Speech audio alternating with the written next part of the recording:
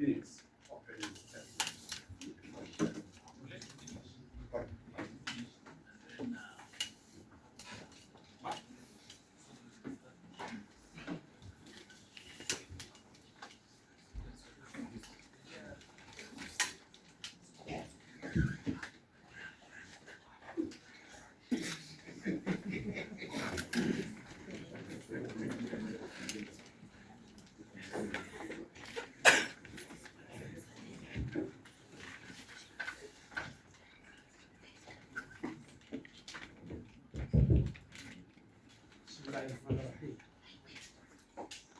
I swear by the name of Almighty God, the evidence I shall give before this court, touching the matter in question, shall be the truth, the whole truth, and nothing but the truth. So help me God.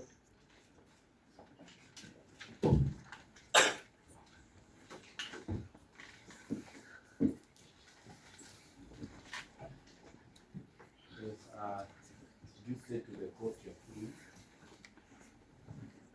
Your Honor, I am Abdurrahman Jibril. Jibril for you, Jibrin. I'm a Senior Assistant Director, Investigations with the Independent Police and Oversight Authority. Yes, give upon this affidavit and before court. Yes, Your Honor. Let's kindly proceed with the affidavit. There will be questions needed from the defense. Thank you, Your Honor. Your Honor, I am one of the investigating officers in the ongoing investigations that IPOA is currently conducting in regards to the brutal murder of Albert Omari Ojwang. This is pursuant to Section 6, 7, and 25 of the IPOA Act. Your Honor, on 8th day of June 2025, IPOA learned the death of Albert Ojwang while in police custody at Central Police Station within Nairobi County.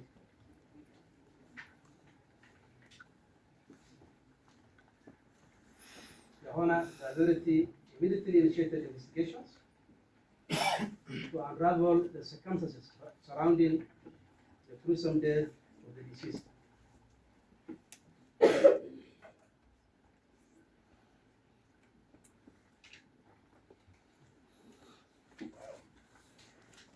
Your Honor, so far, our preliminary investigations have revealed that the deceased was arrested following a complaint by the Deputy Inspector General of Police.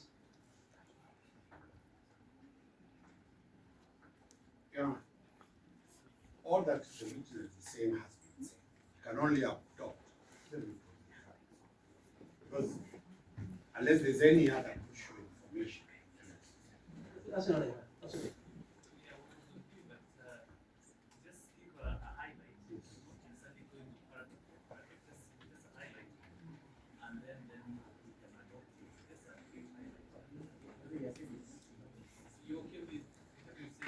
Yes.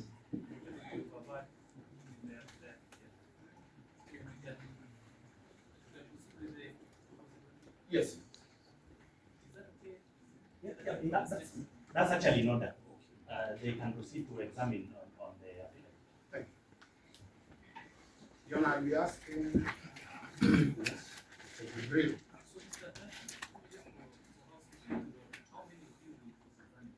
Three. Me, what? Bangai.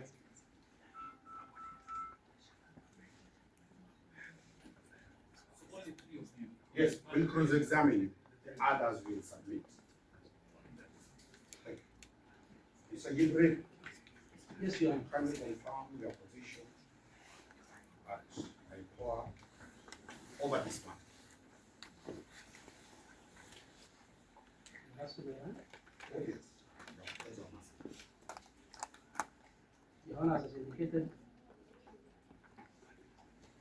I'm a Senior Assistant Director,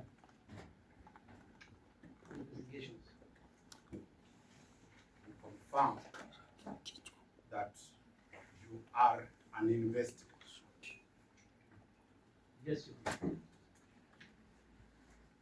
Are you an investigator in the purpose and the name or the position of the National Police Act IPOA. under IPOA Act? And under IPOA Act, is it true that you have still arresting powers? Yes. Under which section? Your Honor, Section 7 of the IPOA Act and Section 7 of the IPOA Regulation Act actually gives me the powers, privileges, and immunities of police officers. So section 7. Which section? So Section 7 is the IPOA Act and Section 7 of the IPOA Regulations Act. Gives you the powers as that of a police officer. And in this matter, you are now actively participating pursuant to those provisions as an investigator. Yes, Your Honor. Thank you. Are you well conversant with the law? Depends on which area you want. Are you, you know, some of us went to teach, then we became lawyers. Some people are mad about that. Do you have any legal training? Yes, yes, Your Honor. Could you refer the court to your legal training? I'm an advocate of the High Court of Kenya. Thank you. You are an advocate of the High Court. Look at the Criminal Procedure Code, Section 386, as an advocate of the High Court of Kenya. Could you be given it? Your Honor, we'll have an objection. I've not asked the question. We can see. Your Honor, I've not asked your question. Your Honor, at least should I be allowed to make the objection? Let me just object, then you. No. You wait until I ask. I'm just told to look at it. It might be just to admire it. Your Honor, we'll be requesting the court to just. Yes. Okay. That's right. Your Honor, the witness before the dock has come here on the basis of his affidavit on the factual matters. That explains why the defense requested that my colleague, my learned senior, does not go into the facts. Section 386 of the Criminal Procedure Code, or whatever provision of the law, is a matter of law. And Your Honor, the objection again goes into the earlier intended preliminary objection, which we have had sight of, where the argument, in a sense, is that this matter, now we have had a copy, although it's not filed, this matter should have been the subject of an inquest and not a miscellaneous application. So that because we are alert, the defense should not try through the window to bring in a preliminary objection which they admitted not to have filed. But more importantly, that this is a witness of facts, not a witness of the law. We can deal with the law between the lawyers. Thank you. Is the law a fact? Is he in a court of law? Yes, he is. Is he an advocate? He knows it. What is it that they are fearing and telling us they're coming through the window? If you come through the window, please respond and throw us out of the house. There is a submission. I've not asked any question. I've only told him to look at that section.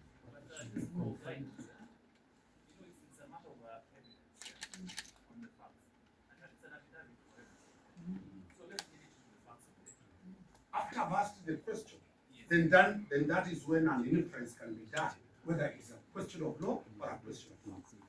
I've not asked what. I've only told you what section is. Your Honor, just one more thing. The reason we requested the defense at the very onset to inform us of the paragraphs is that the cross-examination is limited to the contents of the affidavit. There is no reference to section 386 in the affidavit. They cannot go to it because it is not a matter of fact. If you pointed to us the paragraph looking at section 386, which we referred to, there will be no objection from our end. But because affidavits are pleadings of fact, we plead with you to reject the invitation of the witness to look at section 386 or any other provision of the law. Thank you. Yeah, I just only told you to. Let's not contribute it, yeah? Let's leave it an affidavit. Purely, I've not asked any question, Your Honor. If we only had what I've asked, and I ask a question of law, then the court can stop. Okay, let's Let proceed. him have that. Let him look at what. You know, once you're pointing to the law, then it is. No. And that exactly is our objection, that we can't refer to the law. That is, maybe, see, the council is not understanding our objection. Very well. Maybe counsel, rather than asking him to look at the law, yeah? Why don't you put the questions to him? Correct. All right. Ask the question, rather than you asking. All right. From your affidavit, confirm the place of death of the late. Central Police Station sends you. Central Police Station cells.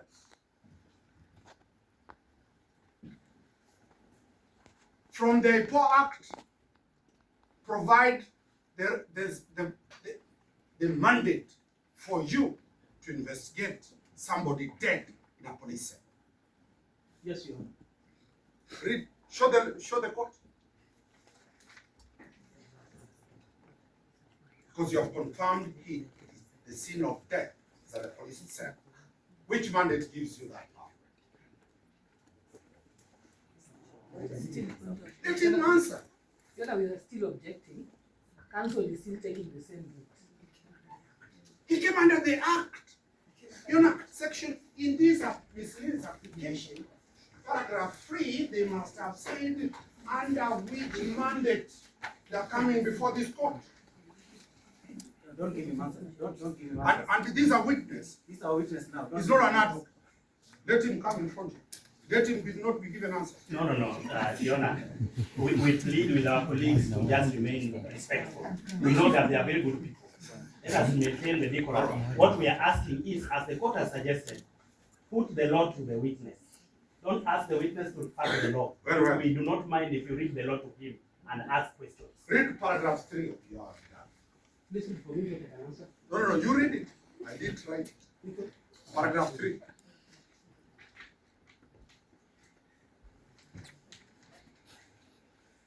That investigations by IPOA are pursuant to section 6A, 7.1 and 25.1 of the IPOA Act.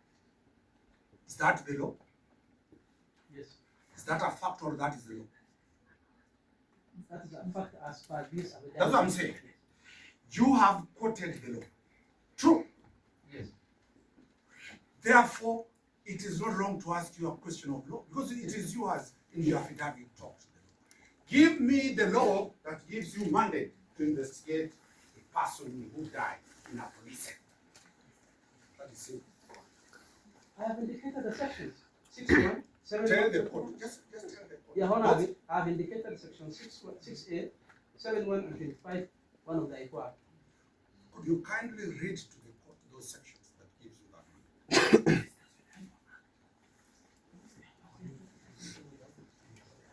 The IPOA, just read to the court those sections, the benefit of the whole one.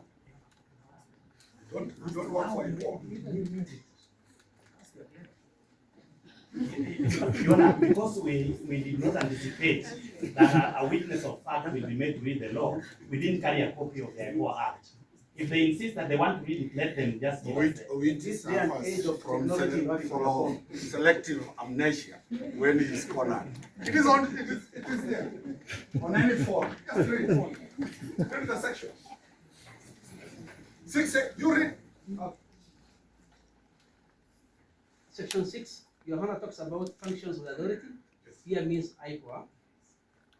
The functions of the authority shall be 6A, investigate any complaints related to disciplinary or criminal offences committed by any member of the service, whether on its own motion or on receipt of a complaint, and make recommendations to the relevant authorities, including recommendations for prosecution, compensation, internal disciplinary action, or any other appropriate relief, and shall make public the response received to these recommendations. Shall I continue? Yeah, anywhere where the death of a personal police specific.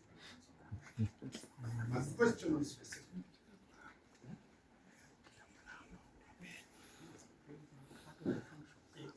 Your Honor, this is a- Can we allow the witness to Yeah, read? yeah, yeah. This is a question. Sorry, Your Honor. Before he even says anything, this is a question that has been put to this witness.